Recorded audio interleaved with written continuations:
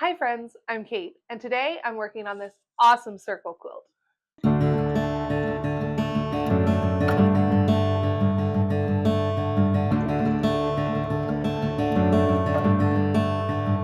So this quilt was inspired by a picture that I saw on Pinterest. It's right back there, and I'll blow it up so that you can actually see it. But it was a piece of digital art that I saw, and immediately I thought to myself, that's a quilt. That's a quilt that I have to make.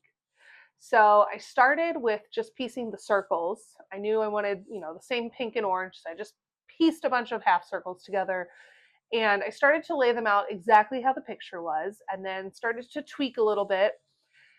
And then, like I always do, I realized that the quilt wasn't big enough. I wanted to make it bigger. So I added, I think, 2 more rows and 1 more column, if I remember correctly, maybe just 1 and 1. I made it bigger, and that's the point. So I'm almost finished. I have just these 2 little like diagonal rows back there. And I thought I would take you along as I piece these last few blocks together, because I know that curves can be somewhat intimidating for people. And I would hate to think that you find inspiration on Pinterest like I did, or out in the world, or looking at another quilt, and the fact that it has curved piecing be the thing that stops you from making that quilt. And curves can be tricky if you go into them fearfully. But if you go in with the idea of it's fabric, it's stretchy, how hard can it be? People have done it before me. Then curves are actually a lot of fun and really satisfying when you can make the quilt that you want to make. So come along with me and I will show you how to piece some curves and how to piece, more importantly, these rows together, because that was a little trickier than I imagined. I have made a double wedding ring quilt before, but for some reason those rows go together a lot easier than these rows do, and I think it has something to do with like that square 4 patch that you have in a double wedding ring. But I'll show you how I've been doing this, and I've been really pleased with the results. Okay, so here I have my first 2 pieces that I'm going to sew together. I have my circle that is made of 2 half circles, an orange and a pink, and then I've got this wedge shape. My first job is to make all of my markings. So what that means is I need to mark the halfway points on each of these half circle arcs. Then I'm going to mark halfway between these 2 points, here, here, here, and here, because those in between points are what's going to line up with my halfway mark on each of these 4 arcs. So the way that I'm going to do that, it's really simple. It's a lot of folding and marking. So first, I'm going to fold this in half, lining up that center seam. And then I'm just going to give this a little finger press on either corner, open it up, and mark those lines. And yeah, you can see I marked it. This is a heat erasable pen. It's my preferred, but you can use whatever marking tool you want. The next step is I'm going to take those marked points and I'm going to line them up with the seams. There we go. That's going to give me a halfway point between the marked and the seam. Again, I'm just going to quickly finger press and make a little dash. And then I'll do that in the opposite direction. Finger press, mark, and mark. On this wedge piece, all I need to do is fold it in half, lining up the 2 ends, give it a little finger press,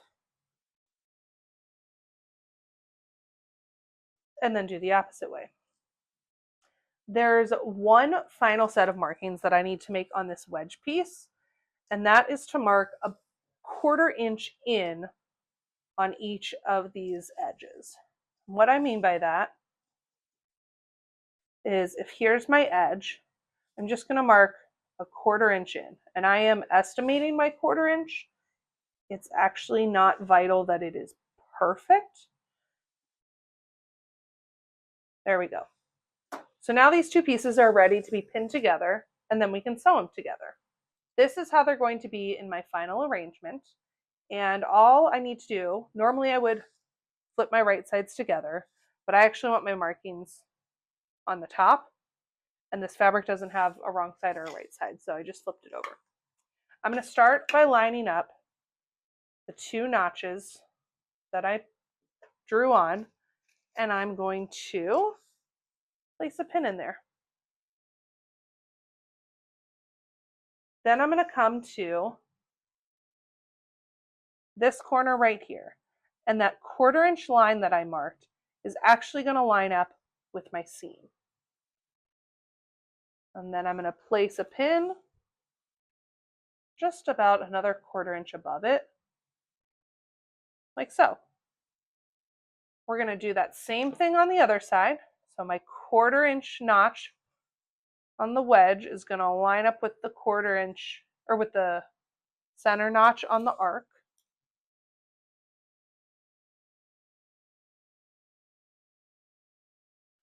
Now, here's the part about curves that can sometimes get people tripped up. Obviously, they don't lie perfectly flat together like a normal piece of straight material would. So all we need to do, because it's on the curve, it's got some stretch to it. So all I'm going to do is sort of stretch it and finesse it until it more or less matches the pink arch. Then I'm going to place a pin in the middle just to hold that center mark. Now, it's okay that when I let this go, it gets a little wonky again.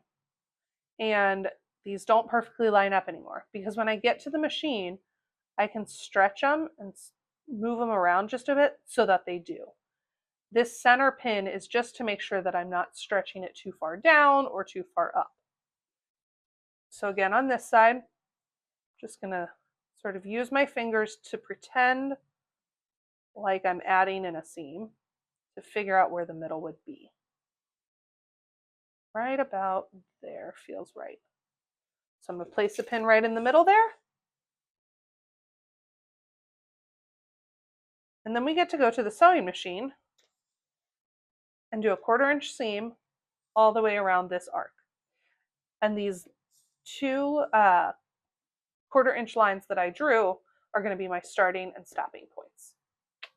Okay, so here we are at the machine, and I've got my needle set to the 1/4 inch position. I'm going to go ahead and just drop my presser foot so that that 1/4 inch line is directly under my needle. And I'm just going to take a stitch, pull that pin out,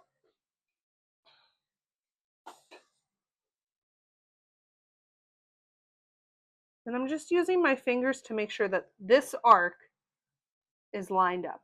I'm not worried about any of these other arcs right now. I'm only worried about where my needle is to the next pin. So I'm going to take a few stitches, and I'm going to reverse back just to really lock that in place.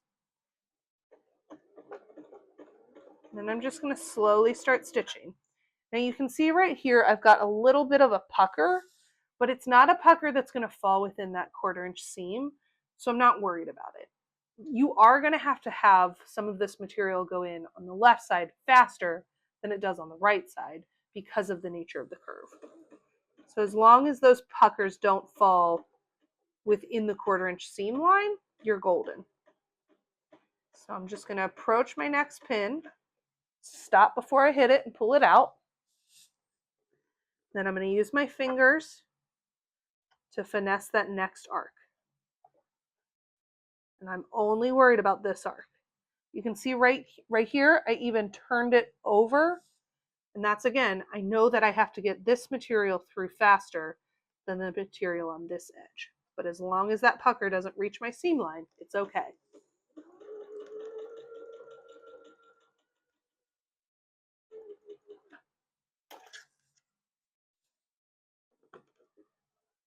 Oops. There we go. Again, we're just, see, I don't feel like that one was in quite the right spot. There we go, that feels better. Sometimes you'll find that you need to take out more than one pin at a time. It's okay.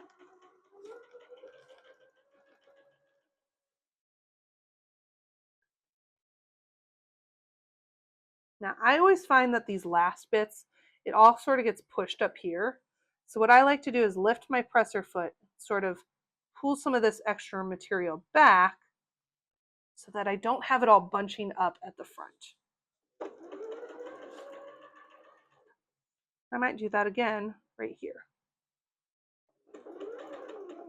I've got that 1/4 inch line marked, and that's where I'm going to go to, and then I'll stop.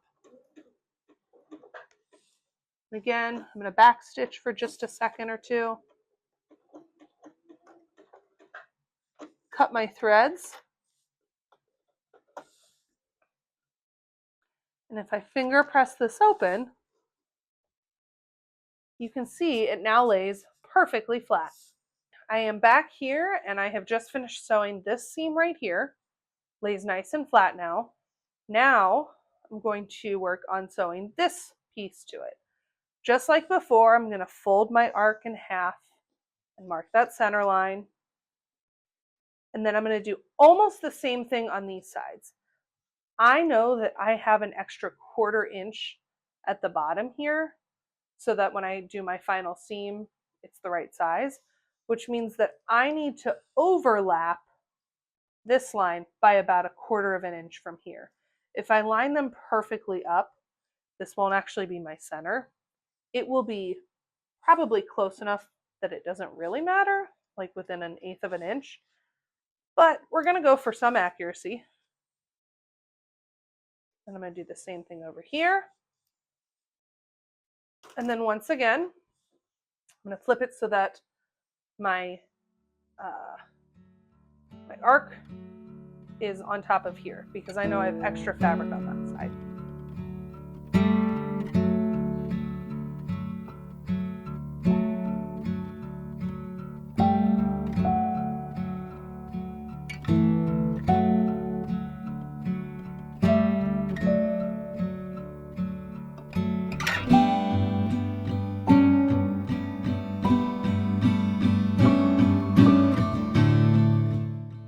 Oh my goodness, did I do it to the wrong side? I did. I'm glad I checked.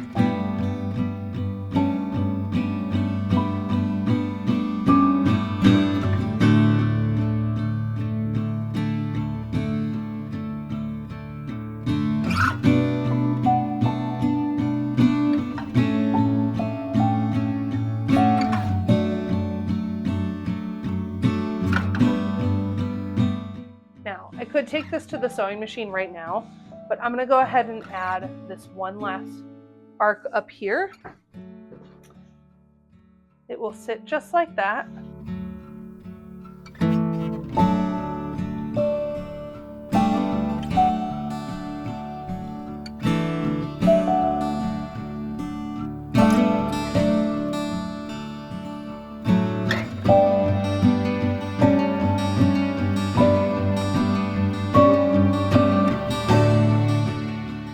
Now that we have both of our final pieces pinned on, I'll go ahead and sew both arcs, starting and stopping at those 1/4 inch lines. Well, actually on this one, I'll go all the way to the end. And then we'll be ready to attach this piece here to the quilt.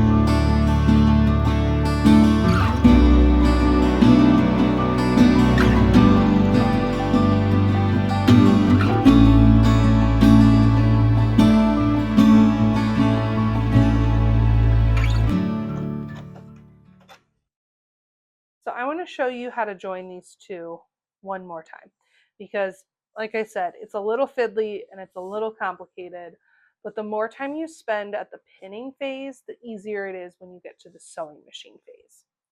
So I'm going to open up this arc on the left. I'm going to just finger press that 1/4 inch back, and you can see how it just like nests into that extra space where the orange is. So then on this side, I'm going to bend back the orange until I get my little notch. I'll place that notch right on top. Then I'm going to push this back in place. And then I'm going to push the orange over so that everything lies as flat as it can in this moment. Just, just a little bit to the left and a little bit to the right. We're trying to get flat. Perfect. And the whole time I've had my finger on here. I never let go. I'll never let go. I promise. So then I'm just going to put in one pin on the right and one pin on the left. Then I'm going to pick it up. And I'm just making sure that all of that junk that's in there is lying as flat as I can get it. I'll put one more pin right in the middle there. Perfect. Then I can come back and do this arc. And then we move on to our next one. So once I get all of these pinned, I can then take it to the sewing machine, and I just have to sew 1/4 of an inch all the way down.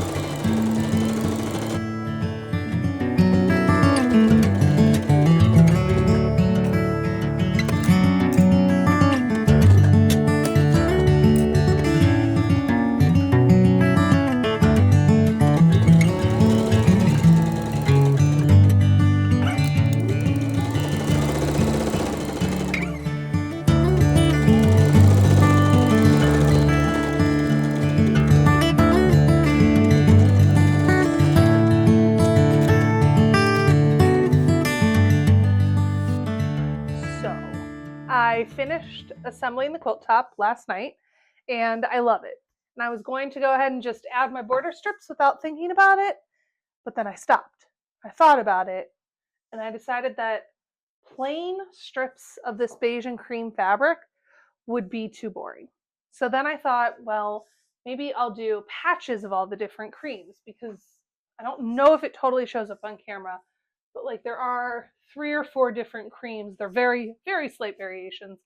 There's 3 or 4 different ones for these center pieces. So I was going to do patches of those around, but I don't know. Then I started to play with the idea of like these little applique circles on squares, and even mixing in like a low volume print. I kind of really like that idea. I know that the math isn't going to perfectly math for this quilt, so I'm going to need a coping strip or 2. I'm not going to be able to just like perfectly put squares all the way around it, but I think adding in those applique circles will it'll add in like an extra layer of texture and interest to the quilt. So let me know what you would do in the comments below. Would you do the plain beige borders, or would you do the applique circle borders, or some other combination? Let me know in the comments below, and if you're not already subscribed to my channel, consider doing so. That way when I come back with a finished video of this quilt, you will be sure to see it. Thanks, and have a great day, everyone.